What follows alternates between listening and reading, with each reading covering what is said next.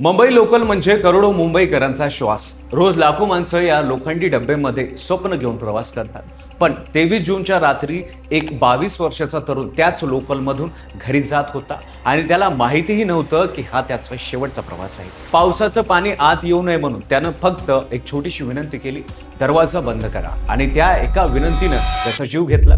धावत्या लोकलमध्ये शेकडो प्रवाशांच्या उपस्थितीत एका 22 वर्षाच्या तरुणाला चाकू खुपसून मारण्यात आलं। आणि ही क्रूर घटना होत असताना त्या डब्यातले कितीतरी लोक हे सगळं उघड्या डोळ्यांनी पाहत होते। तर काय आहे संपूर्ण प्रकरण, पोलिसांनी आरोपीला कसे पकडले, सविस्तर समजून घेऊ। पण त्याआधी कसं कायला फॉलो करायला विसरू नका। नमस्कार, मी पंकज आणि तुम्ही पाहताय कसं काय। विरार इथे राहणारा मयंक रमेश लोहार हा 22 वर्षाचा तरुण अंधेरीच्या चकाला भागातील टाटाच्या वेस्ट साइड शोरूम मध्ये सेल्समॅन म्हणून काम करत होता। गेल्या 9 महिन्यांपासून तो रोज विरार ते अंधेरी असा प्रवास करायचा।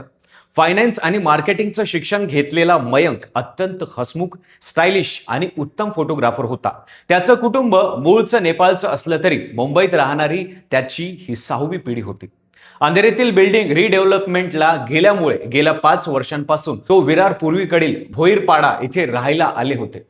23 जूनच्या रात्री मयंक नेहमीप्रमाणे कामावरून घरी परतत होता। रात्री 10:42 चर्चगेट नालासोपारा फास्ट लोकल क्रमांक 90-663 अंधेरी स्टेशनवर आली।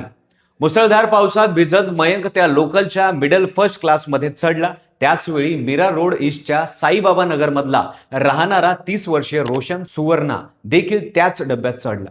रोशन एअरपोर्ट कार्गो कंपनीत QR कोड आणि बारकोड लेबलिंगचं काम करत होता। त्याचे वडील देखील त्याच कंपनीत काम करत होते आणि दोघे नेहमी एकत्रच घरी जायचे। पण त्या रात्री वडील आधीच निघाले होते, त्यामुळे रोशन एकट्यानेच लोकल पकडली।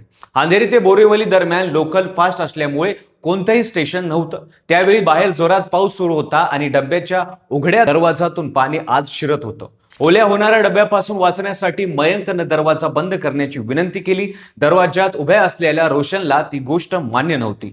दोघांमध्ये शब्दांची जुगलबंदी सुरू झाली, वाद वाढत गेला, शिवीगाळ झाली, मग हाताबायाची मारहाणीही झाली। आणि मग जे घडलं ते थरकाप उडवणारं होतं। रोशननं त्याच्या पाठीवरच्या बॅगेतून एक मोठा धारदार चाकू बाहेर काढला आणि मयंकच्या पोटात, कमरेत आणि छातीत सपासप वार केले। मयंक त्या डब्याच्या दरवाजातच रक्ताच्या थारोळ्यात कोसळला। डब्यात गर्दी होती, पण हातात चाकू घेतलेल्या रोशनला अडवण्याची कोणाची हिंमत झाली नाही। सीसीटीव्हीच्या फुटेजमध्ये दिसलं की रोशन रागात काहीतरी बोलत होता, रक्तबंबाळ मयंककडे बघत होता आणि डब्यातले इतर प्रवासी भयानं एका कोपऱ्यात सरकत होते।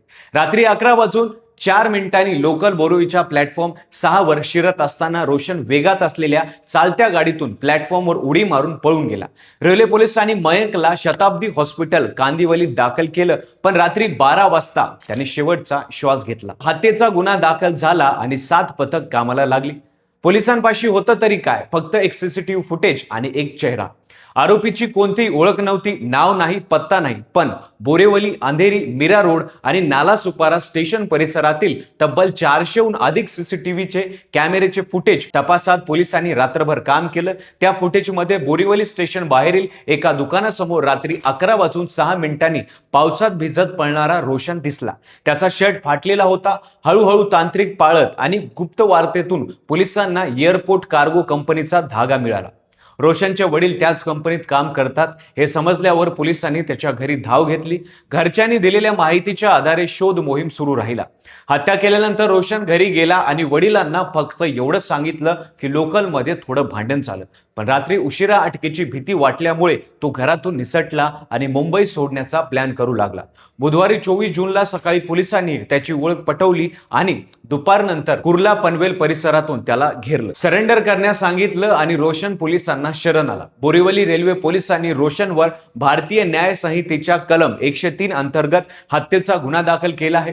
गुरुवारी त्याला न्यायालयात सादर केलं। पोलिसांची चौकशी सुरू आहे। त्यानं चाकू बरोबर का ठेवला होता, त्यानं आधी कधी असा प्रवास केला होता का, हे प्रश्न अजूनही उत्तराची वाट पाहत आहेत।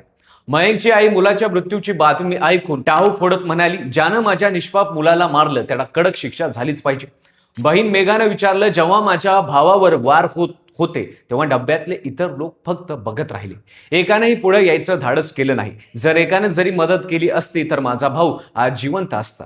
ZRUCC चे सदस्य राजीव सिंघल यांनीही मुंबई लोकलमधील सुरक्षा व्यवस्थेवर ताशेरे ओढले. RPF आणि GRP कर्मचारी मोबाईलमध्ये डोकं खुपसून बसतात आणि संशयास्पद व्यक्तींवर लक्ष ठेवण्याची जबाबदारी विसरतात, असा आरोप त्यांनी केला. यावर्षी जानेवारी महिन्यात नारसी मोंची कॉलेजचे प्राध्यापक आलोक कुमार सिंग यांची मलाड स्टेशन परिसरात चाकू हल्ल्यात हत्या झाली. त्याच आरोपी ओमकार शिंदेला अटक झाली. चर्चा झाली, सुरक्षेबद्दल प्रश्न उपस्थित झाले आणि काही काळानंतर ते विसरलं गेलं. आता 5 महिन्यानंतर दुसऱ्यांदा त्याच घटनेची पुनरावृत्ती झाली.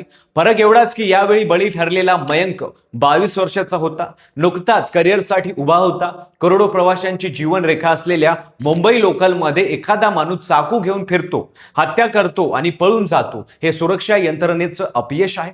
आता फक्त प्रश्न एवढाच उरतो की मयंक सारख्या आणखीन किती निष्पाप जीवांची किंमत मोजल्यावर मुंबई लोकल खरोखर सुरक्षित होईल.